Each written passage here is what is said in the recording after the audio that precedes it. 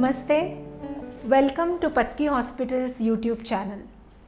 आज हम प्रेगनेंसी को लेके जो हमारे समाज में कई गलत फहमियाँ हैं उन्हें दूर करने की कोशिश करने वाले हैं।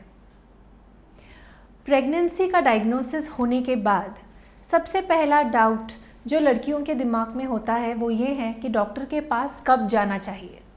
कई बार घर के बड़े बुज़ुर्ग कहते हैं कि 2, ढाई, 3 महीनों तक डॉक्टर के पास जाने की ज़रूरत नहीं है। तो हमें डॉक्टर से कब मिलना है?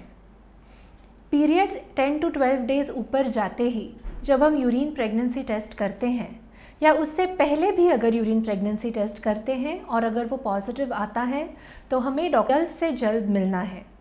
वो इसलिए है क्योंकि कई बार प्रेगनेंसी टेस्ट पॉजिटिव होती है, सोनोग्राफी करने पे प्रेगनेंसी नहीं दिखती और वो एक्टोपिक प्रेगनेंसी होती है, यानी फेलोपियन ट्यूब में प्रेगनेंसी होती है। तो अगर हम डॉक्टर के पास वक्त पे नहीं जाएंगे तो हमें इसका डायग्नोसिस नहीं मिलेगा। इसके साथ साथ कई बार प्रेगनेंसी में शुरुआत में गर्भ में हार्ट बीट्स नहीं नज़र आते। अगर ऐसा है तो हमें उसके लिए कुछ अलग से गोलियां या ट्रीटमेंट लेनी है और फिर 15 दिनों के बाद फिर से सोनोग्राफी करनी है। तो अगर हम वक्त पे डॉक्टर के पास नहीं जाएंगे तो ये सारी ट्रीटमेंट हम नहीं ले पाएंगे। इसलिए पीरियड्स मिस होते ही जब आप घर पे यूरिन प्रेगनेंसी टेस्ट करते हैं तुरंत अपने डॉक्टर से मिलिए। प्रेगनेंसी होने के बाद क्या हम पब्लिक ट्रांसपोर्ट यूज़ कर सकते हैं? बिल्कुल। अगर आपकी प्रेगनेंसी बिल्कुल ठीक है, कोई रिस्क फैक्टर्स नहीं है, कोई कॉम्प्लिकेशंस नहीं है, तो आपका जो रूटीन लाइफस्टाइल है वो बिल्कुल पहले जैसे फॉलो कर सकते हैं।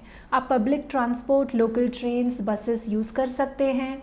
आप जॉब जो कर रहे हैं वो कंटिन्यू कर सकते हैं। अगर आपका जॉब डिमांड करता है कि आप 2 व्हीलर से अप डाउन करें तो वो आप कर सकते हैं। कुछ भी परहेज़ एक्स्ट्रा करने की ज़रूरत नहीं है। लेकिन अगर आपके केस में कुछ रिस्क फैक्टर्स हैं या पहले के कोई कॉम्प्लिकेशंस हैं तो आपको आपके डॉक्टर की सलाह फॉलो करनी चाहिए। क्या हम प्रेगनेंसी में सीढ़ियाँ ऊपर नीचे कर सकते हैं? कई बार हमारे घरों में सीढ़ियाँ होती है, हमारा कमरा ऊपर की तरफ होता है, फ्लैट सिस्टम्स में लिफ्ट्स नहीं होते। तो ऐसे में प्रेग्नेंट औरतें घबरा जाती है कि क्या हम सीढ़ियाँ यूज़ कर सकते हैं?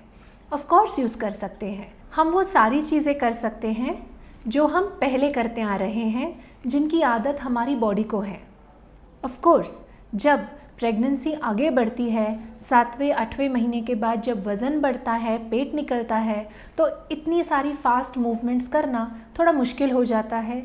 उस वक्त हम थोड़ी सावधानी रख सकते हैं, लेकिन तब तक आप बेझिझक सीढ़ियाँ ऊपर नीचे कर सकते हैं। अगर आपको बिल्कुल बेड रेस्ट लेने के लिए कहा है तो फिर ऑब्वियसली आप सीढ़ियाँ ऊपर नीचे नहीं करेंगे, आप रेस्ट ही करेंगे। लेकिन अगर आपकी प्रेगनेंसी बिल्कुल ठीक जा रही है तो आप सीढ़ियों का इस्तेमाल बिल्कुल बेझिझक कर सकते हैं। क्या हम प्रेगनेंसी में एक्सरसाइज कर सकते हैं? अगर आप प्रेग्नेंट रहने से पहले रेगुलर एक्सरसाइज कर रही थी तो वही सारे एक्सरसाइज आप प्रेगनेंसी में कर सकते हैं। लेकिन अगर आप प्रेगनेंसी से पहले एक्सरसाइज नहीं कर रही थी तो कुछ भी नया हमें प्रेगनेंसी में शुरू नहीं करना है, स्पेशली फर्स्ट 3 मंथ्स।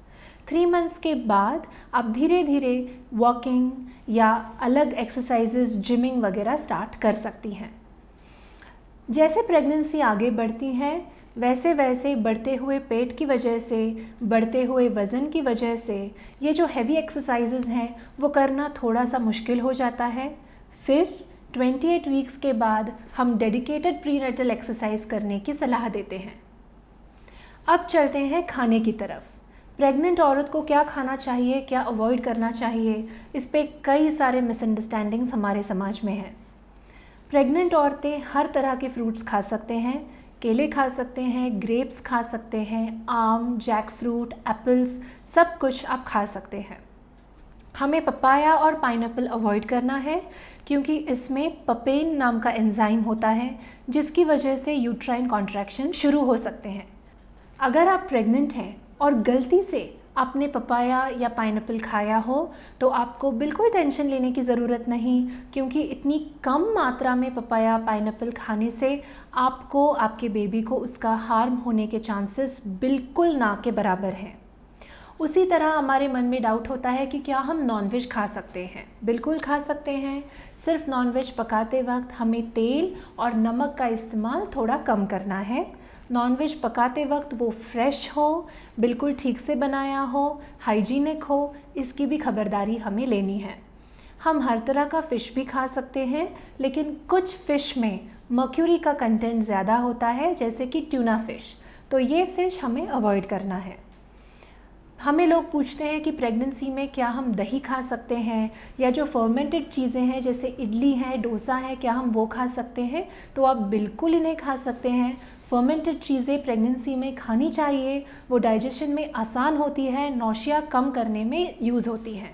अगर हम प्रेग्नेंट हैं और अगर हमें बाकी की बीमारियां हो, यानी सर्दी, खांसी, ज़ुकाम, लूज़ मोशन, तो क्या हम उन पे ट्रीटमेंट कर सकते हैं? बिल्कुल कर सकते हैं।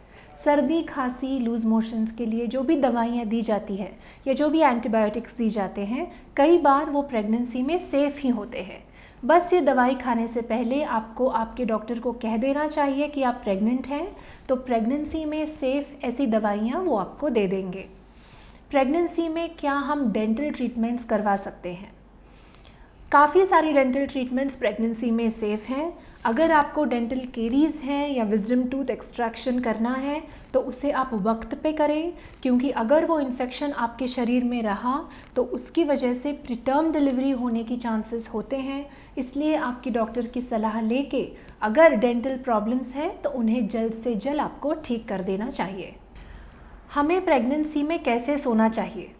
अब आइडियल ये है कि आप लेफ़्ट करवट पे यानी लेफ़्ट साइड पे सोएं, लेकिन रात भर कोई एक ही पोजीशन पे सो सकता है, ये बिल्कुल नामुमकिन है। इसलिए ये ज़रूरी है कि आप ठीक से रेस्ट करें।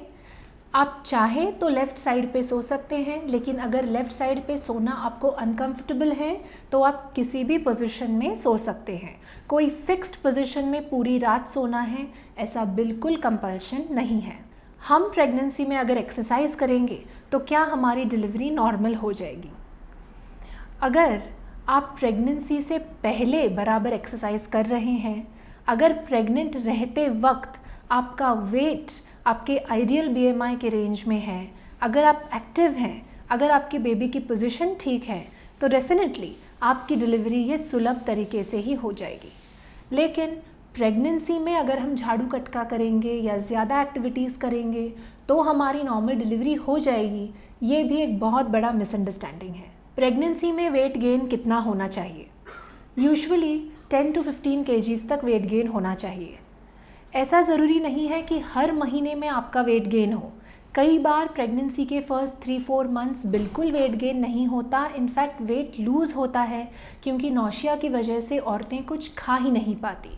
अगर ऐसा हुआ तो भी आपको टेंशन नहीं लेना है। प्रेग्नेंट होने से पहले हमारे शरीर में न्यूट्रिएंट्स के बहुत से रिजर्व्स होते हैं, बेबी का ग्रोथ बिल्कुल ठीक तरीके से होता है। इसलिए अगर पहले 3 महीनों में वेट नहीं बढ़ा, टेंशन मत लीजिए, धीरे धीरे 5th-6th मंथ के बाद वेट बढ़ेगा। अगर आप प्रेगनेंसी से पहले ओवरवेट हैं तो आपको वज़न ज़्यादा ना बढ़ाने की सलाह दी जाती है। क्या हमें प्रेगनेंसी में केसर खाना चाहिए? कई बार हमें लगता है कि केसर खाएंगे तो बेबी का स्किन कलर गोरा होगा, लेकिन ये भी गलतफहमी है। अगर आपको पसंद है, अगर आप खाना चाहते हैं तो आप ज़रूर खाएं, लेकिन अगर आपको पसंद नहीं है तो केसर खाने से कोई भी एक्स्ट्रा बेनिफिट्स आपको नहीं मिलने वाले। प्रेगनेंसी में क्या हम मेकअप कर सकते हैं या कॉस्मेटिक्स यूज़ कर सकते हैं? जी हाँ, जो भी रेगुलर मेकअप की चीज़ें हैं, जो भी रेगुलर पार्लर के ट्रीटमेंट्स हैं, जैसे मैनिक्योर हो, पेडिक्योर हो, हेयर कट हो, फेस क्लीनिंग हो, ये सारी चीज़ें, वैक्सिंग वगैरह भी आप कर सकते हैं। लेकिन अमोनिया यूज्ड जो हेयर कलर होते हैं या जो नए वाले ट्रीटमेंट्स होते हैं जिनका प्रेगनेंसी में सेफ्टी डॉक्यूमेंट नहीं हुई है, वो चीज़ें हमें नहीं करनी है।